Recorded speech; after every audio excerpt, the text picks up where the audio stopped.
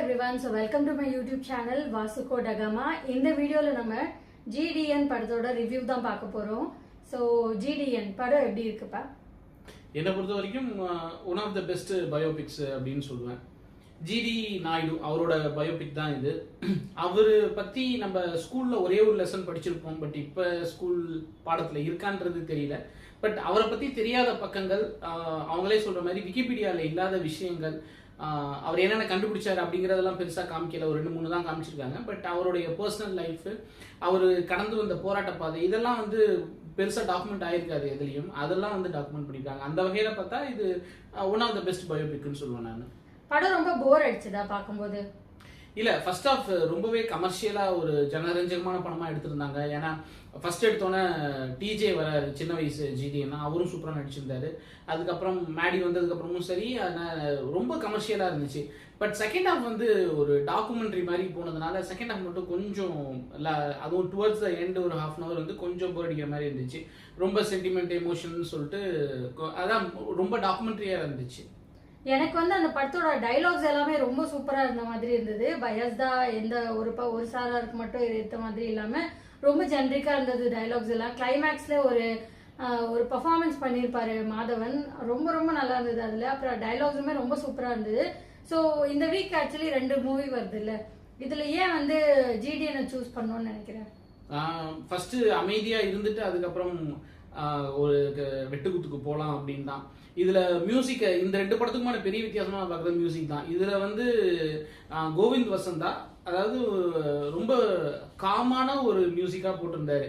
இதே இதை வந்து மேடி வர சீன்ஸ் எல்லாத்தையுமே வந்து நம்ம கேஜிஎஃப் மாதிரியான ஒரு மியூசிக், வயலண்டான மியூசிக் போட்டுமே பண்ணியிருக்கலாம். பட் அது இல்லாமல் மாஸ் எலிவேஷன் பண்ணணுமேனு இல்லாமல் அவர் மேடியோட நிறைய சீன் வந்து மாஸாக இருக்கு. அவர் ஜிடி நாயுடு வந்து தக் லைஃபாக பண்ணுற நிறைய விஷயங்கள் வந்து பார்க்குறதுக்கு மாஸாக இருக்கே தவிர அதுக்கு திணிச்சு ஒரு வயலண்டான ஒரு மாஸ் பிஜிஎம்லாம் போடாமல் ரொம்ப ஸ்மூத்தான ஒரு மியூசிக்காக போட்டு பண்ணியிருந்தது. ரொம்பவே மியூசிக் சூப்பராகவே இருந்துச்சு.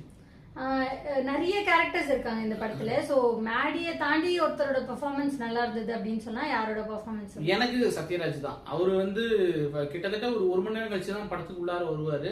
அதுக்கப்புறம் நிறைய இடங்கள்ல மேடியே ஓவர்டேக் பண்ணிட்டு அவர் ஒரு பிள்ளையா ஒரு பெர்ஃபார்மன்ஸ் பண்ணியிருப்பாரு.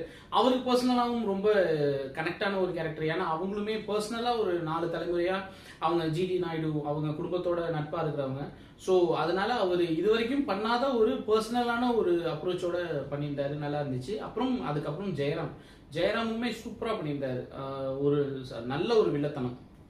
எனக்கு வந்து கருணாகரன் அவரோட கேரக்டர் தான் ரொம்ப பிடிச்சிருந்தது. லைக் பிகினிங்ல இருந்தே அவர் வந்து ஒரு மாதிரி, லைக் அவரை காமிச்ச மொமெண்ட்ல இருந்தே அவர் வந்து ஒரு மாதிரி கன்னிங்கான கேரக்டர் தான். எண்டு வரைக்குமே அது ரொம்ப சூப்பரா மெயின்டைன் பண்ணியிருந்தாங்க. ஸோ அது எனக்கு ரொம்ப பிடிச்சிருந்தது. ஓவராலா மூவிக்கு ரேட்டிங் கொடுக்கணும்னா எவ்வளவு கொடுப்போம்? ரேட்டிங்னா நான் வந்து ஒரு 10க்கு 7 கொடுப்பேன். அந்த மூணுமே வந்து செகண்ட் ஆஃப் டாக்குமெண்ட்ரியா போனதுனால தான். கருணாகரனுக்கு வந்து இது வந்து எனக்கு தெரிஞ்சு அவரோட கரியர் பெஸ்ட் படமா இருக்கும். அவர் நிறைய ரோல் பண்ணிட்டாரு, கேரக்டர் ரோல் வந்து நிறைய, இது அவரோட கரியர் பெஸ்ட் படமா இருக்கும். அப்புறம் இந்த படத்துல நான் கவனிச்ச ஒரு விஷயம் என்ன அப்படின்னா, பிரிட்டிஷ் பீரியட் எப்படி இருந்துச்சு அப்படிங்கிறத நம்ம பார்க்காத ஒரு கோணத்துல காமிச்சிருக்காங்க. ஜிடி நாயுடுவோட வாழ்க்கையை வந்து கிட்டத்தட்ட 2ஆ பிரிச்சு காமிச்சிருக்காங்க, சுதந்திரத்துக்கு முன் சுதந்திரத்துக்கு பின் அப்படின்னு. அவர் பிரிட்டிஷ் காலத்துல அவர் என்னெல்லாம் கஷ்டங்கள் அனுபவிச்சாரோ அது எல்லாத்தையும் சுதந்திரத்துக்கு அப்புறமும் அனுபவிக்கிறாரு. வேற ஆட்சி வந்துருது, வேற கட்சிகள் வந்துருது, தமிழ்நாட்டிலையும் சரி இந்தியாலையும் சரி. ஆனா வந்து அந்த சிஸ்டம்னு ஒண்ணு இருக்குல்ல, இப்ப ஜெயராம் கருணாகரன்லாம் ஒரு ஆபீசரா வேலை பார்த்துருப்பாங்க. அவங்க பிரிட்டிஷ் காலத்துல என்ன ஆபீசரா வேலை பார்க்கறாங்களோ அதே தான் சுதந்திரத்துக்கு அப்புறமும் இந்திய கவர்மெண்டோட ஆபீசர்ஸா தொடர்றாங்க. அது எனக்கு எப்படி இருந்துச்சுன்னா, இப்ப வந்து கட்சிகளோட ஆட்சிகள் மாறுது, தமிழ்நாடா இருக்கட்டும் இந்தியாவா இருக்கட்டும், ஒரு கட்சி மாறி இன்னொரு கட்சி ஆட்சிக்கு வருது. பட் ஆனா சிஸ்டம் எப்படி ஒரே மாதிரி இருக்கோ அதே மாதிரி பிரிட்டிஷ்க்கு முன்னாடி இருந்த சிஸ்டமும் பிரிட்டிஷ்க்கு அப்புறம் சுதந்திரத்துக்கு அப்புறமும் இந்தியாவில் இருக்கிற சிஸ்டமும் ஒரே மாதிரி இருக்கு அப்படிங்கிற ஒரு புது விஷயம் வந்து இந்த படம் பார்க்கும்போது எனக்கு ரொம்பவே ஆச்சரியப்படுத்திச்சு. அந்த சிஸ்டம் இன்னைக்கு வரைக்கும் மாறாம இருக்குங்கிறது ரொம்பவே வருத்தமான ஒரு விஷயமாவும் இருந்துச்சு. தியேட்டர்ல பார்க்கலாமா இந்த மூவி? கண்டிப்பா குழந்தைங்களை அழைச்சிட்டு போய் தியேட்டர்ல பார்க்கணும். ஏன்னா இந்த மாதிரி ஒருத்தர் இருந்தாரு அப்படிங்கிறது இந்த காலத்து குழந்தைகளுக்கு, ஜென்சிக்கோ ஜென் ஆல்பாக்கோ தெரியுமான்றது தெரியல.